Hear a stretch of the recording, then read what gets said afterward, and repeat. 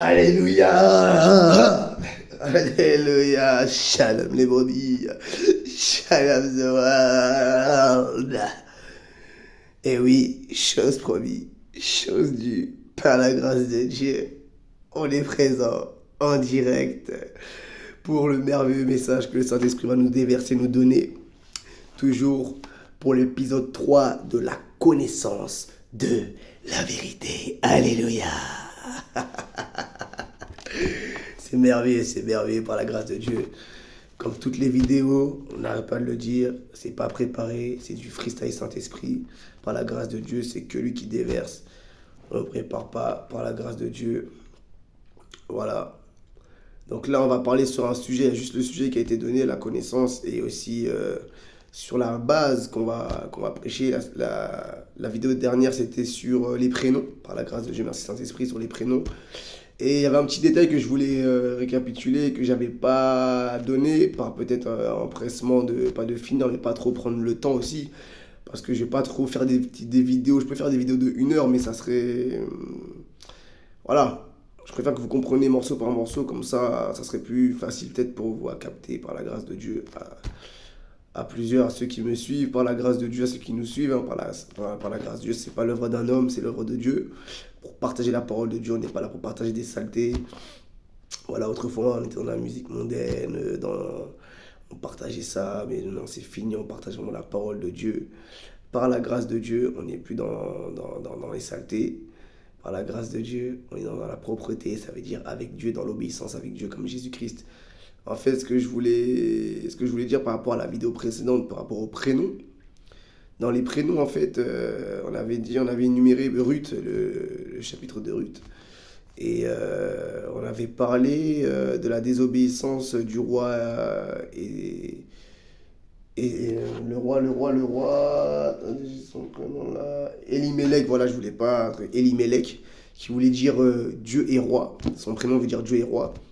En fait, il a quitté la terre, voilà, enfin un petit résumé de ça, il a quitté la terre d'Israël, hein, la terre sainte, pour aller à Moab, c'est-à-dire la terre de l'ennemi, les Moabites, qui n'étaient pas du tout un peuple de Dieu, hein, qui était un peuple à part, un peuple de sorciers, un peuple qui était manipulé par le diable. Hein.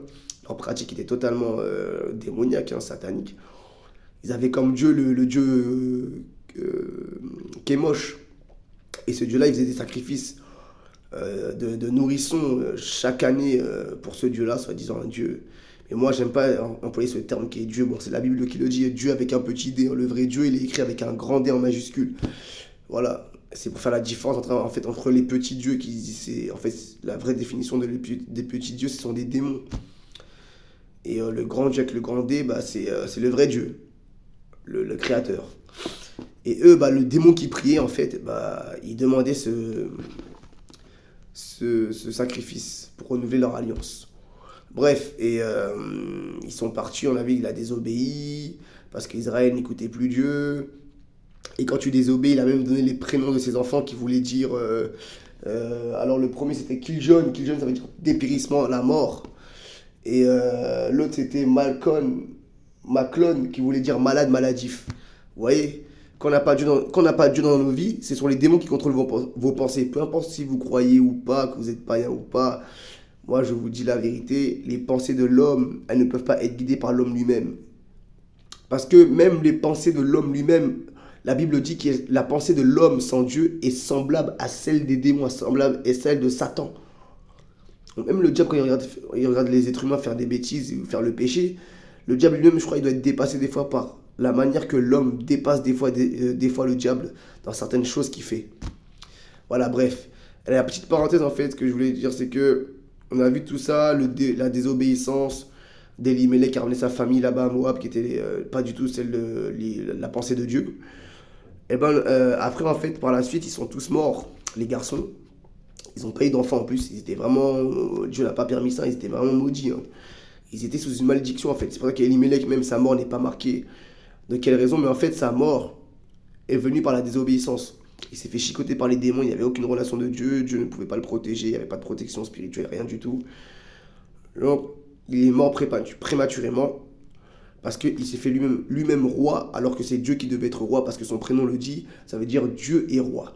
Bref, et en fait, bah, sa femme même, hein, qui n'a pas été morte, elle a vu toute sa famille morte autour d'elle. Elle est restée seule, elle a dit j'ai plus rien à faire ici à moi, ben, c'est mon mari qui m'a emmené. Son mari sous l'influence du démon. Elle devait suivre, elle était obéissante, hein, la femme était soumise, hein, comme Dieu le demande. Donc elle a suivi son mari, voilà, sa famille. Et ben, une fois que sa famille est morte là-bas, elle est repartie en Israël.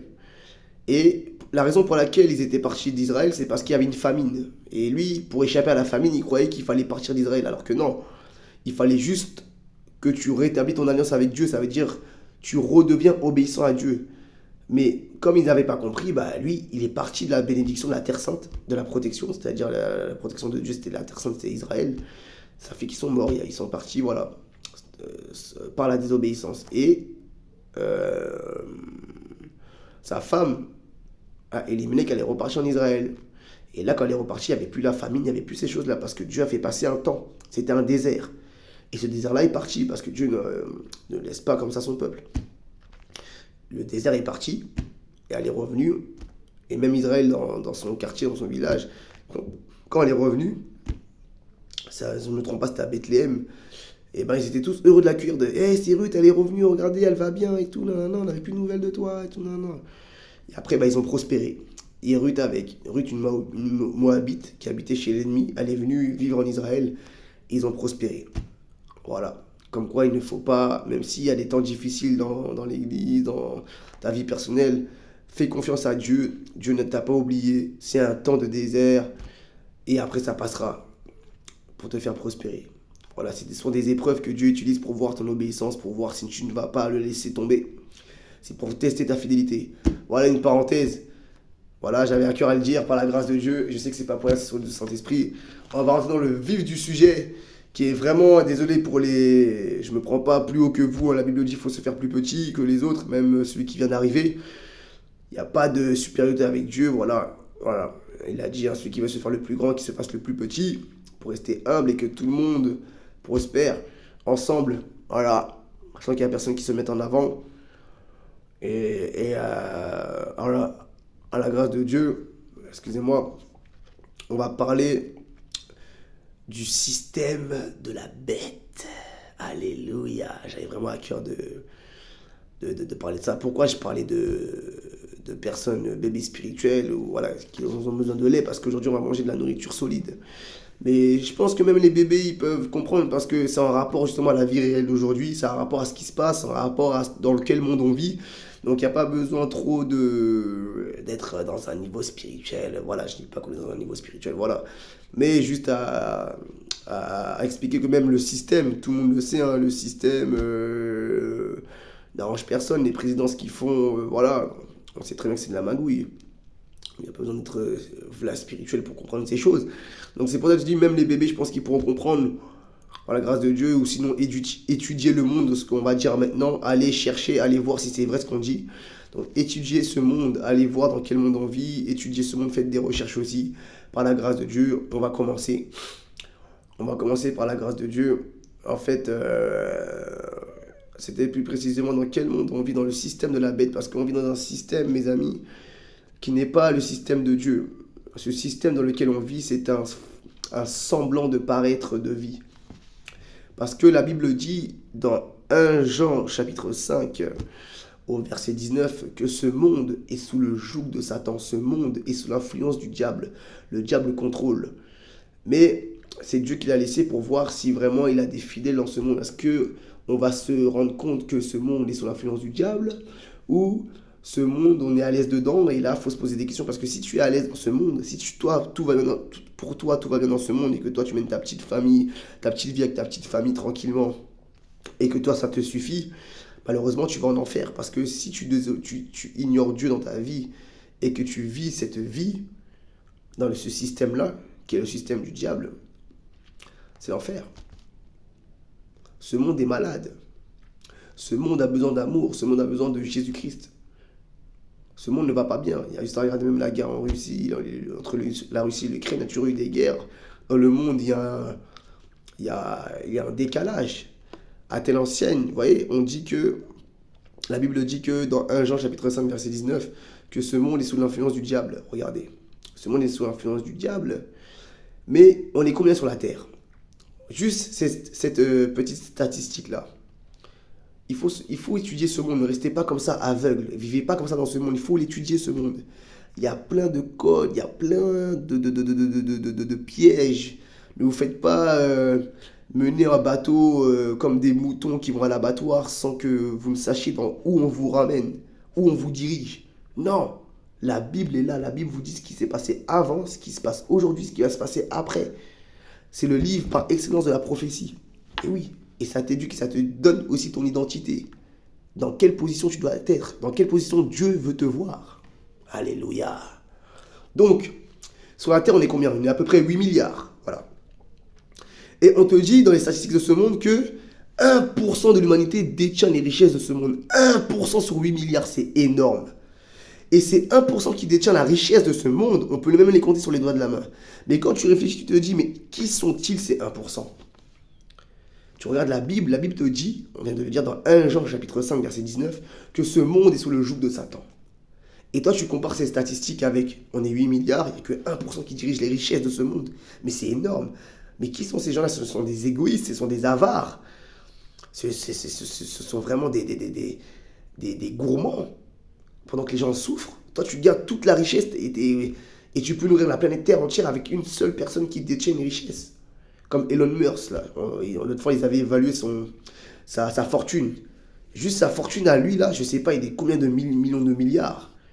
Apparemment, même un païen qui vient de me le dire, il a dit, lui, juste sa fortune peut nourrir la terre entière, c'est énorme. Juste la fortune d'une seule personne qui est ce Elon Musk là, il peut nourrir toute la terre. À lui tout seul. Mais les amis, quand vous réfléchissez bien, les personnes qui détiennent les richesses de ce monde sont les puissants. La plupart sont des satanismes. La plupart prient le diable. Le diable existe. C'est réel ce qu'on dit. Ce n'est pas des bobards, ce n'est pas pour vous faire peur. Les esprits existent. Comme on l'avait, si tu n'as pas encore vu cet enseignement, je t'invite à le relire. On ne va pas le répéter pour perdre un peu de temps. Si tu veux savoir, j'explique ça bien dans les vidéos précédentes, qui est le titre qui est l'invisible au contrôle du visible. J'explique un peu le domaine de l'esprit pour que vous soyez situés. Vous voyez, tout se rejoint en fait. C'est pas pour rien qu'on donne ces sujets-là, ces thèmes-là. C'est pas moi qui le dis, c'est le Saint-Esprit. C'est Dieu qui me guide par la grâce de Dieu. Et je ne prépare pas mes messages. Tout est relié. Vous voyez, on a prêché l'invisible au contrôle du visible et là, on donne la connaissance. Tout est relié. Ce monde est dominé par des esprits. Tout ce qui se fait dans le physique visuellement, les règles, le système a été guidé par le monde de l'esprit d'abord. Et ces esprits-là donnent leurs ordres et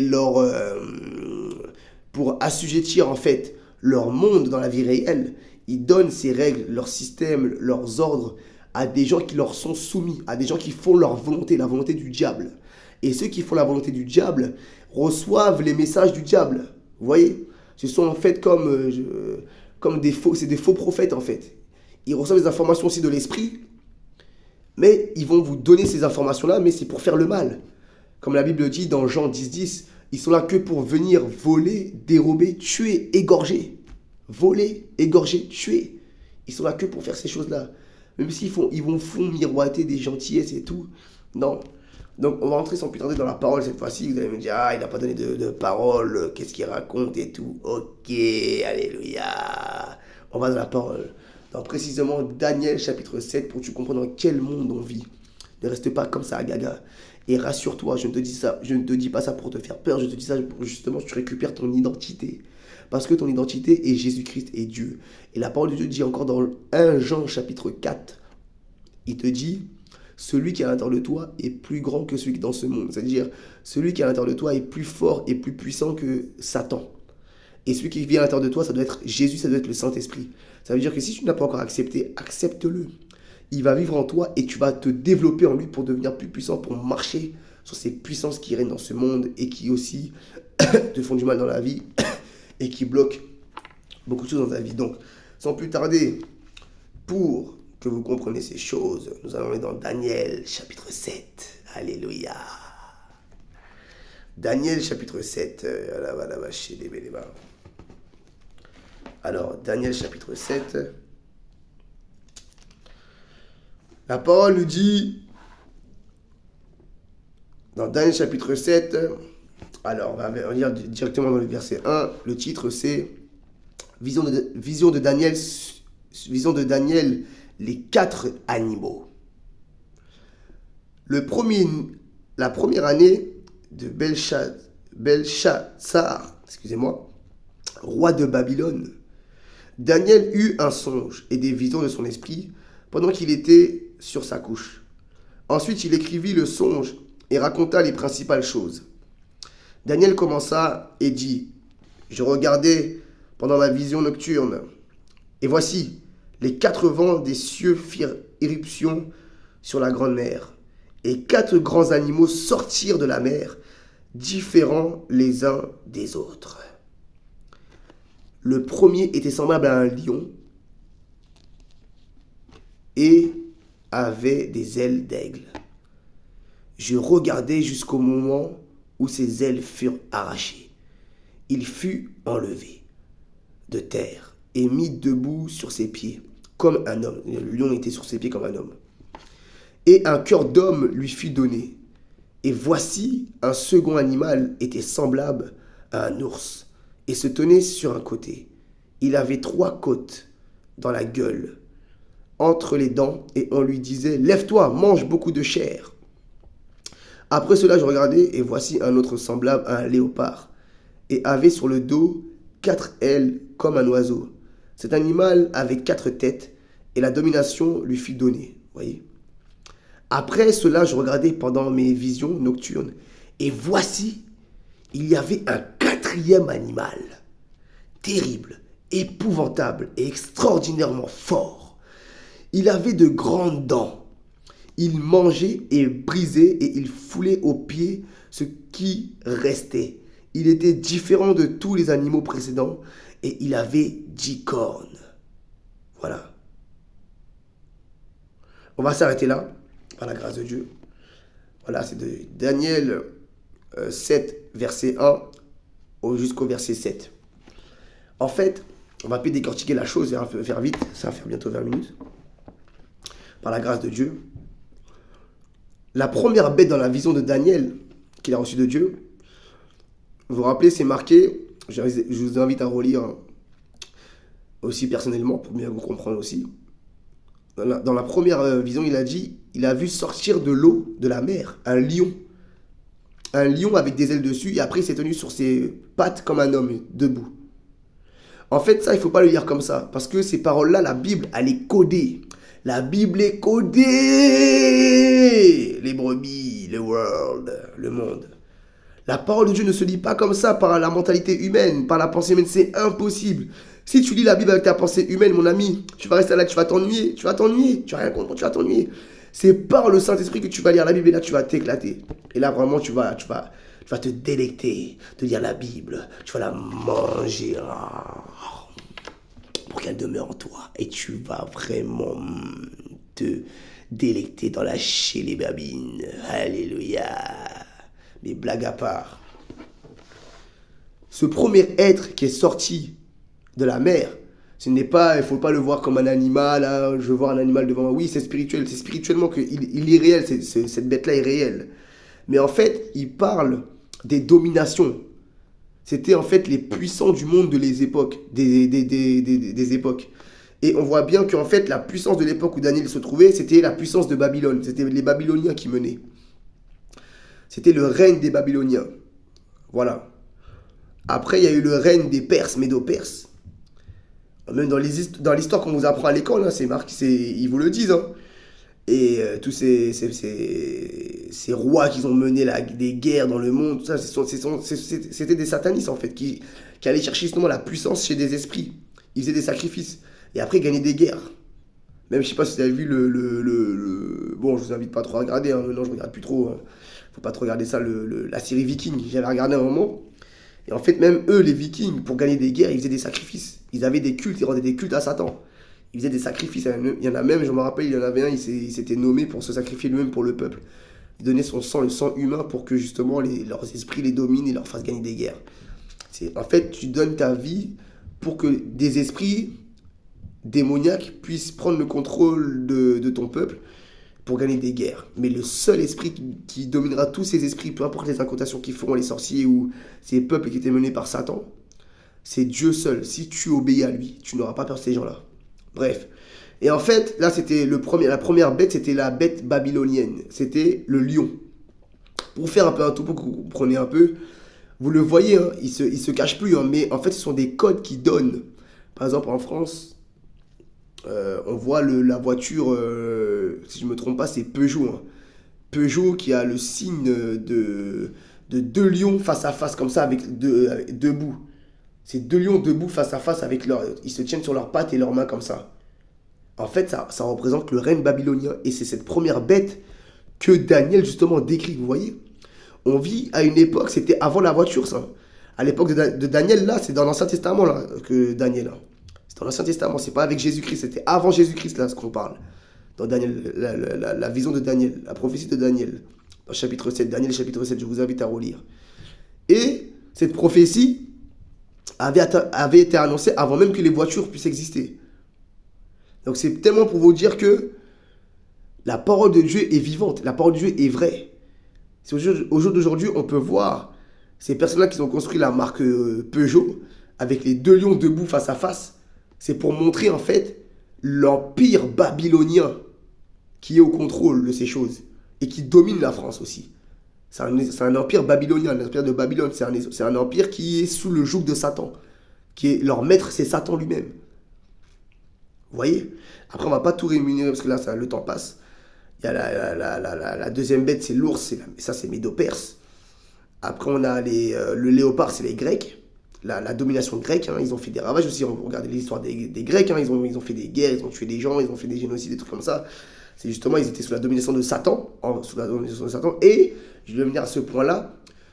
C'est la dernière bête que Daniel décrit, dans verset 7, c'est l'Empire romain. L'empire même qui avait dominé l'époque de Jésus. Parce qu'à l'époque de Jésus, Israël était colonisé par les Romains, les Italiens. Et cette domination qui est la quatrième bête, dont Daniel parle là, elle est toujours présente au jour d'aujourd'hui. Elle est toujours présente. On vit toujours sur la domination de la quatrième bête, c'est-à-dire l'Empire romain. Mais à l'époque de Jésus, on te dit... on va lire dans Apocalypse. Apocalypse chapitre 13, pour que vous compreniez bien. Apocalypse chapitre 13, par la grâce de Dieu. Apocalypse 13, il y a là-bas. Apocalypse 13. Apocalypse 13, Apocalypse 13, par la grâce de Dieu vivant. Apocalypse 13. Voilà, la bête qui monte de la mer. Alléluia, c'est extraordinaire. Écoutez bien, Apocalypse 13, c'est relié avec Daniel chapitre 7. Apocalypse 13, relié avec Daniel chapitre 7. Alors, Apocalypse 13, je t'invite à relire à partir du verset 1. Juste le titre, la bête qui monte de la mer. Ça veut dire là, ils énumèrent déjà la quatrième bête, c'est-à-dire l'Empire romain. Puis je vis monter de la mer une bête qui avait 10 cornes. Vous voyez, la quatrième bête dont Daniel parlait, 10 cornes. Et 7 têtes. Et ces 10 cornes, diadèmes, et sur ces têtes, des noms de blasphème. La bête que je vis était semblable à un léopard. Ses pieds étaient comme ceux d'un ours. Et sa gueule comme une gueule de lion. Vous voyez, là en fait c'était une fusion de tous ces empires-là. On a parlé de l'empire du lion babylonien. Après c'était l'ours, il dit qu'il avait pour bien reprendre, semblable. Ses pieds étaient comme celui d'un léopard. Vous voyez, le léopard c'est l'empire des Grecs. C'est la troisième bête, le léopard. Et... non, excusez-moi. La bête était semblable à un léopard. Ça veut dire qu'il avait l'apparence d'un léopard. Ses pieds étaient comme celui d'un ours. Il dit qu'il était semblable à un léopard. Ses pieds étaient comme ceux d'un ours. Ça voulait représenter en fait la domination médo-perse. Et sa gueule était semblable à celui d'une gueule d'un lion. Vous voyez, c'était une fusion en fait de tous ces empires-là. Ils ont fusionné. Ils ont fait alliance en fait. On va lire la suite. Le dragon qui est le diable lui donna sa puissance et son trône et une grande autorité. Et je vis l'une des têtes comme blessée à mort. Vous voyez, la bête était blessée à mort. Mais sa blessure mortelle fut guérie. Et toute la terre était dans l'admiration derrière la bête. On va s'arrêter là. Et ils adorèrent le dragon, verset 4 vite fait. Et ils adorèrent le dragon parce qu'ils avaient donné l'autorité à la bête. Et ils adorèrent la bête en disant, qui est semblable à la bête qui peut combattre contre elle? Est-ce que vous voyez ça? Cette abomination qu'on lit là, mais qui est bien pour la connaissance. En fait, ces associations qu'on a vues là, la bête qui avait tous les mélanges de ce qu'on a vu, la quatrième bête, ce sont en fait une alliance. Et on te dit que cette bête-là a été blessée à mort. Vous savez, quand elle a été blessée à mort, c'est Jésus-Christ qui l'a blessée dans son temps. Parce que Jésus-Christ a manifesté la sainteté. Jésus-Christ a fait des disciples. Jésus-Christ a converti beaucoup de personnes. Justement, Jésus-Christ, l'Église est sortie de Jésus-Christ. Et c'est l'Église, en fait, qui a fait mal à cette bête-là. C'est-à-dire que la connaissance que le diable manipulait l'humanité commençait à se détacher de cette connaissance diabolique satanique. Donc, il commençait à ne plus suivre le diable. Et c'est pour ça que ça fait tellement des dégâts dans le cœur de l'ennemi que l'ennemi, en fait, s'est senti plus faible, était affaibli.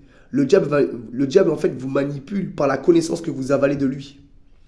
Et vous restez faible, en fait. Et comme l'humanité commence à reprendre son identité, c'est-à-dire à obéir à Dieu et à devenir plus fort. On a vu la manifestation avec les pierres, les apôtres. Hein. Ils ont manifesté la puissance de Dieu, c'est-à-dire que le mensonge n'était plus au rendez-vous. Et ils ont fait beaucoup de conversions, hein, les apôtres. Et ça fait que la bête a été blessée aussi avec Jésus-Christ. Et on te dit que la bête après a été guérie. Mais quand tu réfléchis bien, c'est quoi tout ça? C'est l'Union européenne. Ils se sont associés. Plusieurs pays sur la terre qui s'associent pour organiser un mouvement. L'Union européenne. C'est pour ça qu'on te dit que la bête, qui était la quatrième bête, l'Empire romain, il s'est associé avec les Babyloniens, avec les Perses et avec les Grecs. Ils ont tous formé un seul bloc, une association. Mais ils ne s'aiment pas, mais c'est juste par intérêt qu'ils se sont associés. L'Union européenne. Ils se sont associés. Voilà. Et c'est comme ça que la bête après a été guérie de la blessure que Jésus-Christ a donné la victoire. J'espère que je m'explique bien. On peut le voir. Hein. Ce monde est rempli de pièges, les amis. Ne restez pas comme ça. Et pourquoi on dit que la bête est adorée? Parce que sans le savoir, en fait, vous restez idolâtre de ce système démoniaque. Parce qu'on le voit, hein, ils disent les droits de l'homme, tout ça, mais c'est pas vrai. C'est juste pour vous miroiter ces choses, pour vous garder captifs et vous adorer, en fait. Vous adorez ce système. Oui, il faut être obéissant, il ne faut pas faire le rebelle et tout, non. Mais on peut combattre par quoi? Par la parole de Dieu, en la pratiquant et en obéissant à Dieu. Là, vous allez faire mal à ce système. En le boycottant. Par la parole de Dieu. Parce que en vous prostituant dans ce système, qui est le système de la bête, qui est l'Union européenne, qui est l'adoration de Satan, qui est le système de Satan, eh bien, Dieu vous considère comme des idolâtres et des enfants de Satan aussi. Quand vous allez en boîte de nuit, c'est leur système, c'est légal. C'est légal, hein. C'est eux qui mettent ce système-là, la boîte de nuit, c'est légal. Donc vous allez en boîte de nuit, vous dansez dans des musiques mondaines qui n'honorent même pas Dieu, vous buvez de l'alcool, vous fumez, vous buvez, on se tatoue, tout ça. Bon, avant j'étais dans le monde moi-même, je ne vous juge pas, j'étais dans le monde moi-même aussi, mais je me suis converti, je me suis repenti, et je me suis converti, je ne suis plus dans le monde, je n'adore plus la bête. Vous voyez, ça, pour Dieu, ça s'appelle adorer la bête. Ce n'est pas vous allez face contre terre, vous adorez le Satan, non. Juste en buvant de l'alcool, en ayant des relations sexuelles hors mariage, en fumant, vous adorez le système de la bête. Parce que toutes ces choses-là font partie du système. C'est-à-dire la désobéissance envers Dieu. C'est ça l'adoration envers Satan. Qui est la quatrième bête, qui est l'Empire romain qui dure jusqu'au jour d'aujourd'hui. On le vit. On est encore sous ce joug-là qui est le joug de Satan. Vous voyez, c'est marqué, hein, c'est marqué. Relisez Apocalypse 13, il le redit. Il dit que le dragon a donné le trône à la bête. Ça veut dire que Satan a donné le trône à ceux qui l'adorent. Ça veut dire l'Union européenne qui est la bête. L'Union européenne est la bête. Donc l'Union européenne s'assit sur le trône de leur père qui est Satan. Et c'est marqué par la suite que Satan, leur père, le dragon, leur donna toute la puissance. C'est pour ça que tu ne peux pas vaincre des pays, l'Union européenne, par des armes à feu, par des bazookas, par des guerres comme ça. Non, c'est par la prière et par la parole de Dieu, par l'obéissance avec Dieu, par Jésus-Christ, par la puissance du Saint-Esprit que tu vaincras toutes ces puissances des ténèbres. Voilà. Donc il faut te convertir, te repentir pour devenir plus fort et pas te faire avoir par ce système mondain, ce système satanique diabolique.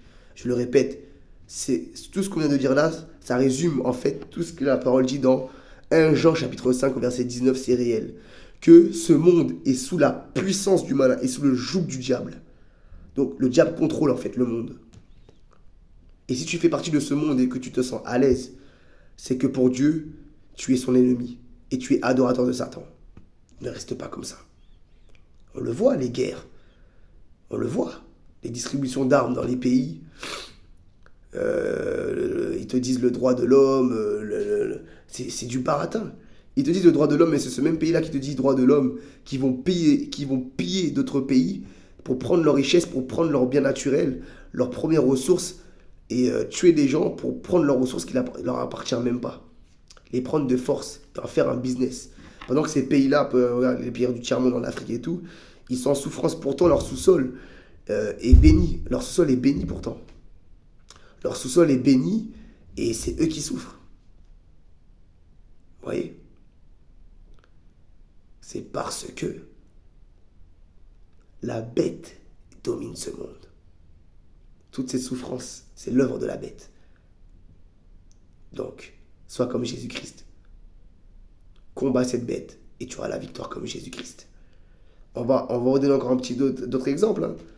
Le diable ne se cache même plus dans ce monde. Et il vous fait avaler des trucs. Et pour vous, ça devient normal. Regardez Apple, la marque Apple. C'est quoi ? C'est soi-disant la pomme croquée. C'est pour faire référence à Adam et Ève, qu'ils ont désobéi. Et que justement, le péché originel est rentré dans l'homme. Le péché est rentré dans l'homme. C'est pour se moquer encore de Dieu, la marque Apple. Mais c'est le diable en fait qui rentre dans la pensée de l'homme pour créer ces marques-là pour se moquer de Dieu. On est dans le système de la bête, le système de Satan, c'est ça, l'Union Européenne. C'est ça.